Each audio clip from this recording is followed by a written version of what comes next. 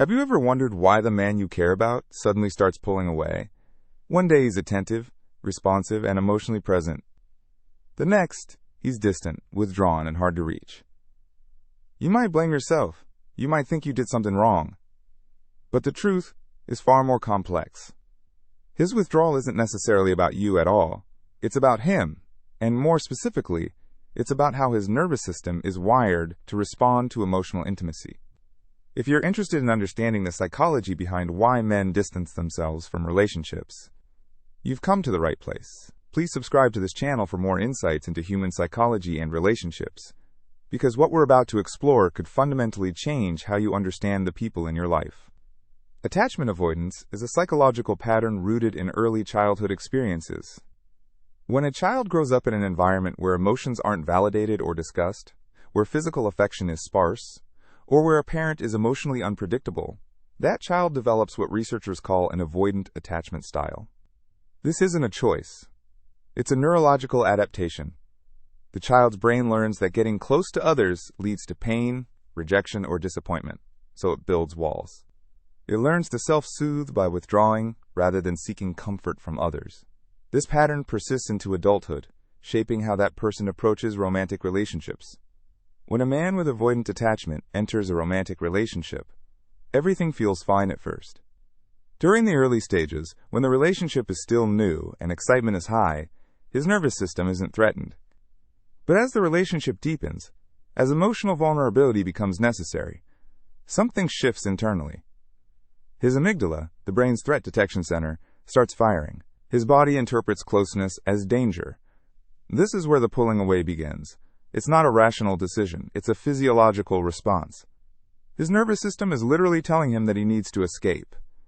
One of the most painful aspects of loving someone with avoidant attachment is the inconsistency. He might text you constantly for weeks, make plans for the future, and seem genuinely invested in the relationship.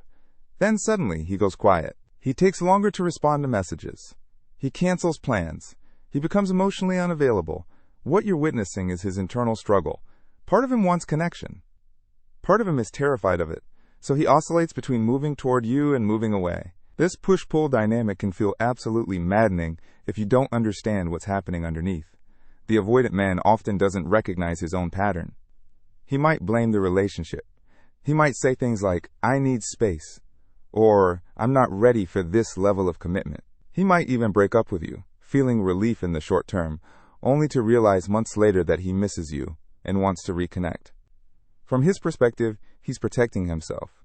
From your perspective, he's emotionally unavailable and unreliable. Both things can be true simultaneously. Understanding this doesn't excuse his behavior, but it does provide clarity. And clarity is the first step toward making better decisions about your own emotional well-being. The neuroscience behind avoidant attachment is fascinating. Studies using brain imaging show that when avoidantly attached individuals are presented with images of their romantic partners, their brains show reduced activation in areas associated with emotional processing and social bonding. At the same time, their threat detection systems light up. It's as if their brains are saying, "danger," when they see someone they claim to care about. This isn't conscious. It's happening below the level of awareness. Which means even if he wanted to change this response, it wouldn't be as simple as just deciding to be more open. His nervous system would need to be rewired through consistent, safe experiences with emotional intimacy, and that requires tremendous effort and often professional help. Many avoidantly attached men develop coping mechanisms to manage their discomfort with closeness. Some become workaholics, using their careers as a socially acceptable way to avoid emotional depth. Others engage in casual relationships where vulnerability isn't required. Some throw themselves into hobbies or friendships, creating a buffer between themselves and romantic intimacy. These behaviors aren't random. They're solutions his nervous system has developed to keep him safe from what he perceives as emotional threat. The tragedy is that these same behaviors prevent him from experiencing the deep, meaningful connection that humans fundamentally need. If you're in a relationship with an avoidantly attached man, you might notice that he's more comfortable with you when there's external activity happening. He's fine at a concert, a restaurant, or doing an activity together. But sit him down for a serious conversation about feelings, watch how uncomfortable he becomes. This is because emotional conversations demand vulnerability. They activate his nervous system's threat response. He might become argumentative, shut down completely, or find a reason to leave the situation. Again, this is his nervous system protecting him, even though what he actually needs is the opposite of protection. He needs safe exposure to emotional intimacy. One particularly painful manifestation of avoidant attachment is what's called the deactivating strategy. When an avoidantly attached person feels the relationship getting too close, they unconsciously begin to notice your flaws more. They ruminate on reasons why the relationship might not work. They imagine themselves with other people. They create distance by finding legitimate-sounding reasons why you're not the right person for them. This isn't calculated manipulation. It's his nervous system's way of reducing the threat he feels. By convincing himself that you're not right for him, he can justify the distance and protect his heart. But the effect on you can be devastating.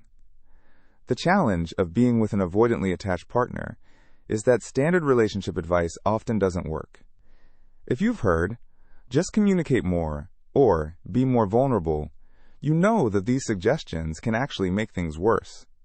When you try to get closer, he pulls further away. When you become more vulnerable, he becomes more distant. This is the opposite of what happens with securely attached individuals, and it can make you feel like you're going crazy. You might start blaming yourself, thinking that you're too needy or too emotional. But the reality is that you're likely trying to solve an attachment problem with normal relationship strategies, and that's a mismatch. It's important to understand that avoidant attachment exists on a spectrum. Not every man who pulls away has full avoidant attachment disorder. Some men have mild avoidant tendencies that emerge from less severe childhood experiences. Some develop avoidant patterns as a response to previous relationship trauma. A man who was cheated on, for instance, might develop avoidant behaviors as a protective mechanism even if his original attachment style was secure. This is why context matters. Understanding someone's history can help you understand their present behavior. It can also help you determine whether this is someone who's capable of growth and change. Change is possible, but it requires several things. First, the avoidantly attached person must recognize their pattern. Many never do. They just move from relationship to relationship, repeating the same cycle without understanding why. Second, they need to be willing to do the work. This often means therapy, specifically attachment-focused therapy. It means learning to identify when his nervous system is being triggered and developing new responses. It means tolerating the discomfort of being close to someone without immediately retreating. This is hard work. It's uncomfortable. It takes time. And not everyone is willing to do it. As a partner of someone with avoidant attachment, you're facing a choice. You can try to help him work through this, knowing that the timeline is uncertain and the outcome isn't guaranteed. You can set boundaries and take care of your own emotional needs while he works on himself. Or you can recognize that this might not be the relationship dynamic you want and make the decision to leave. All three options are valid. What's not healthy is to sacrifice your own emotional well-being in hopes that your love will change him. That rarely works. He has to want to change for himself, not for you. There's another layer to this that's worth exploring. Sometimes, avoidant men are drawn to women who have anxious attachment styles. The anxiously attached woman feels triggered by the man's withdrawal, which causes her to pursue more intensely. His withdrawal triggers her fear of abandonment. Her pursuit triggers his fear of engulfment. They create a painful dance where each person's protective mechanisms activate the other's insecurities. This dynamic can persist for years, with both people feeling increasingly frustrated and misunderstood. Breaking this cycle requires awareness from both partners about their attachment patterns. One thing that can help is understanding that your partner's withdrawal isn't personal rejection. When he pulls away, he's not saying, "I don't love you." He's saying, "I'm scared." There's a difference. This distinction won't make his behavior hurt less, but it might help you avoid the spiral of self-blame. His fear is his responsibility to manage. Your emotional needs are your responsibility to protect. These aren't contradictory. In fact, taking care of yourself, maintaining your boundaries and refusing to chase him, might actually be more therapeutic for him than any amount of pursuing would be. When he experiences the consequence of his withdrawal, it can eventually motivate change. It's worth noting that avoidant attachment isn't the only reason men pull away. Sometimes men withdraw because they're genuinely not interested. Sometimes they're dealing with depression, anxiety, or other mental health issues. Sometimes they're stressed about work or family situations. Sometimes they're just emotionally immature and don't know how to handle relationship challenges. Not every man who creates distance has an attachment disorder. But if you notice a pattern where he consistently pulls away as the relationship deepens, if he's fine when things are light and casual but becomes distant when you need emotional support, if he seems to create drama or find reasons to break up when you get too close, then attachment avoidance is likely part of what's happening. The good news is that awareness is spreading.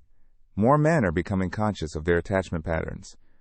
More people are seeking therapy to work through these issues. The cultural conversation around attachment is shifting away from shame and toward understanding. This creates more possibility for change.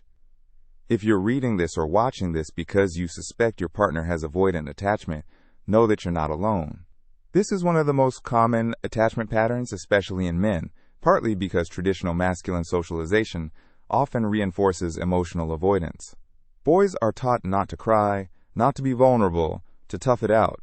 These messages align perfectly with avoidant coping mechanisms, making avoidant attachment even more ingrained. So what do you do if you're in this situation? First, educate yourself. Understanding attachment theory and how it plays out in relationships is crucial. You're already doing that by engaging with this content. Second, assess your own attachment style and triggers. What about his withdrawal activates your own fears? Third, set clear boundaries about what you will and won't tolerate. This might sound like, I understand you need space, and I'm willing to give you that. But I also need consistent communication and effort from you. If that's not something you can provide, then we might not be compatible. Fourth, encourage him to seek professional help if he's willing. A therapist who specializes in attachment can help him understand his patterns in ways that might resonate with him more deeply. It's also important to recognize the limits of what you can do. You cannot force someone to be emotionally available. You cannot love someone into security. You cannot make yourself smaller or less needy to accommodate his avoidance. These are things he has to decide to work on for himself.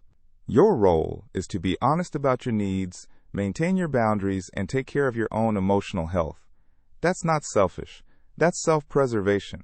And frankly, a partner who respects and values you will recognize that your needs are legitimate and worth meeting. There's also the question of whether avoidant attachment patterns can be healed within a relationship or whether they require stepping back. The research suggests that secure, stable, consistent partnership can actually help rewire attachment patterns over time. But this only works if both people are committed to the process, and if the non-avoidant partner can remain patient and stable without becoming resentful. It's a delicate balance. Many relationships don't survive the process, and that's okay. Sometimes the healthiest thing is to step away and find a partner whose attachment style is more compatible with yours. What we're really talking about here is the intersection of neurobiology, psychology, and human connection. Avoidant attachment isn't a moral failing. It's not a sign that someone is broken or unlovable. It's a protective mechanism that made sense at one point in time, that helped a child survive a difficult emotional environment. The problem is that this same protection mechanism prevents an adult from experiencing the intimacy and connection that his nervous system actually needs. It's a tragedy because the avoidantly attached person is often aware on some level that something is wrong. He feels the loneliness, he recognizes the pattern, but he doesn't know how to break it. If you liked this video and found it helpful in understanding your own relationships, I'd really appreciate if you'd hit the like button. It helps me continue creating this kind of psychological insight for our community. If you're dealing with an avoidantly attached partner, know that there is hope. It's not quick, and it's not always successful, but change is possible when both people are committed to it. And if you're realizing that you might have some avoidant tendencies yourself, that awareness is the first step toward healing. Attachment patterns are not destiny. They're templates, and templates can be rewritten. The journey of understanding attachment is ultimately a journey of understanding yourself. Why are you attracted to emotionally unavailable people? What does his distance trigger in you? What would it feel like to be with someone who consistently showed up for you? These are the questions worth exploring. Consider working with a therapist if you notice that you repeatedly find yourself in relationships with avoidantly attached partners. That pattern itself is worth understanding. Because while you can't change him, you absolutely can change the patterns you accept in your own life. As we wrap up, I want to remind you that understanding someone's attachment style is not the same as excusing harmful behavior.